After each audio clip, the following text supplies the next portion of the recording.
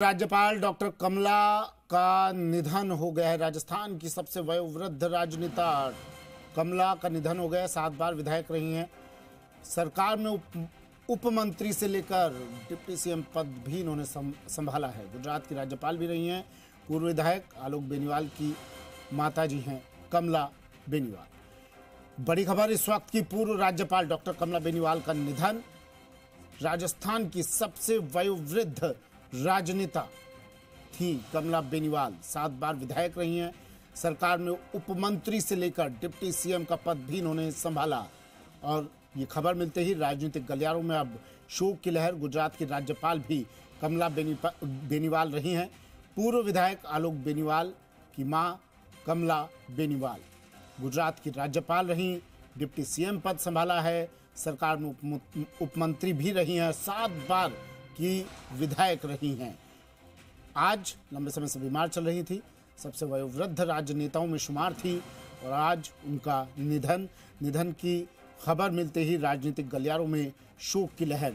शशि मोहन मेरे वरिष्ठ सहयोगी हमारे साथ फोनलाइन पर जुड़ गए हैं। शशि, पूर्व राज्यपाल कमला बेनीवाल का निधन।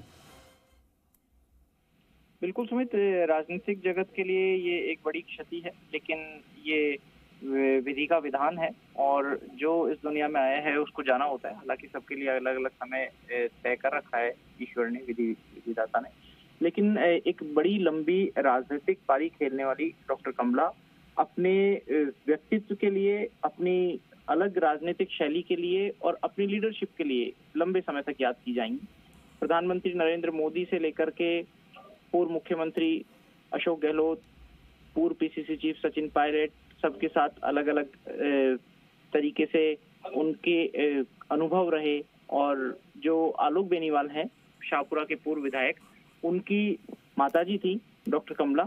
और जो सुरेश चौधरी हैं, कांग्रेस के नेता रहे हैं, अभी बीजेपी में चले गए हैं, उनकी समधन है। और फोर्टिस हॉस्पिटल में कुछ समय से भर्ती थी।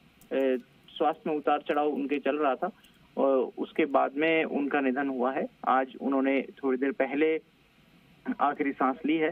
लेकिन एक राजस्थान की राजनीति में बड़ा नाम था उनका। और आप देखिए कि तकरीबन 97 साल की उम्र में उनका निधन हुआ है और 1927 में उनका जन्म हुआ था। राजस्थान में उप मुख्यमंत्री के रूप में भी उन्होंने कामकाज संभाला और अशोक गहलोत के साथ में उप मुख्यमंत्री रही। अशोक गहलोत के मुख्यमंत्री रहते हुए शाहपुरा विधानसभा सीट जो थी वो लंबे समय तक उनकी कर्मभूमि रही और वहां उन्होंने काम किया।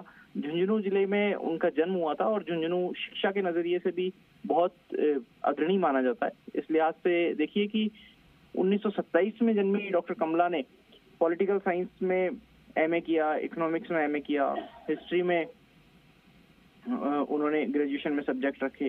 तो एक मजी हुई राजनेता के रूप में उन्होंने काम किया और अपने परिवार को भी मजबूत दिशा दी। और जब उनके पुत्र आलोक बेनीवाल को टिकट नहीं मिला था, आपको ध्यान होगा 2018 का वो चुनाव, जब उनके पुत्र को टिकट नहीं मिला था, तब भी उन्होंने पार्टी से कोई विशेष नाराजगी जैसी बात नहीं जताई। हालांकि आलोक बेनीवाल निर्दलीय लड़े, जीते भी। और इससे पहले जब कांग्रेस में पीसीसी चीफ रहते सचिन पायलट उनके घर गए मालवीय नगर में, तब भी डॉक्टर कमला ने उन्हें आशीर्वाद दिया। अशोक गहलोत के भी साथ में उनके राजनीतिक तालमेल, ताल्लुकात, अलग अलग समय के अलग अलग अनुभव जैसे रहे। हालांकि किसानों के लिए वो हमेशा एग्रेसिव सोच रखती थी, प्रोग्रेसिव भी थॉट था उनका। और सबसे बड़ी बात, अपनी समकक्ष महिला नेताओं के लिए एक आदर्श थी। शशि, भारत छोड़ो आंदोलन में हिस्सा लिया सिर्फ 11 साल की उम्र में, तैराकी जानती थी, घुड़सवारी जानती थी, तमाम विधाएं उस वक्त में अपने समकक्ष महिला नेताओं में एक बड़े आदर्श के तौर पर देखा जाता था इन्हें। बिल्कुल, अपने समकक्ष नेताओं में बहुत आदर्श के रूप में देखी जाती थी। और जिस तरीके से उनकी पढ़ाई हुई, पढ़ाई के साथ में ही उनका जो जीवन कौशल था, जो दूसरी चीजें होती हैं एक कुशल जीवन में जो आनी चाहिए व्यक्ति को, घुड़सवारी, तैराकी, वो भी वो जानती थी। और मोदी, जब नरेंद्र मोदी गुजरात के राज्यपाल हुआ करते थे, तब उनका एक लंबा कार्यकाल रहा गुजरात के कार्यकाल के रूप में, और बहुत अच्छा तालमेल रहा उनका।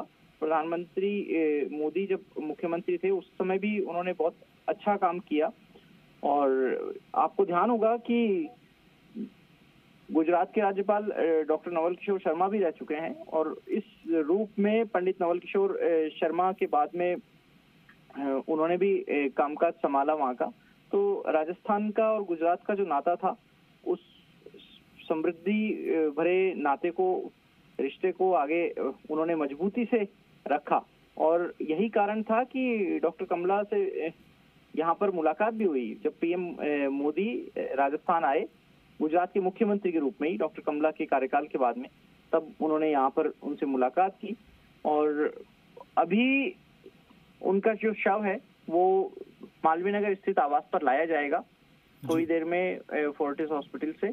और उसके बाद में ये तय करेंगे परिवार के लोग कि उनका अंतिम संस्कार जयपुर में किया जाए या शाहपुरा में किया जाए। जी, फोर्टिस अस्पताल से मालवीय नगर आवास स्थित आवास पर लाया जाएगा मालवीय नगर में।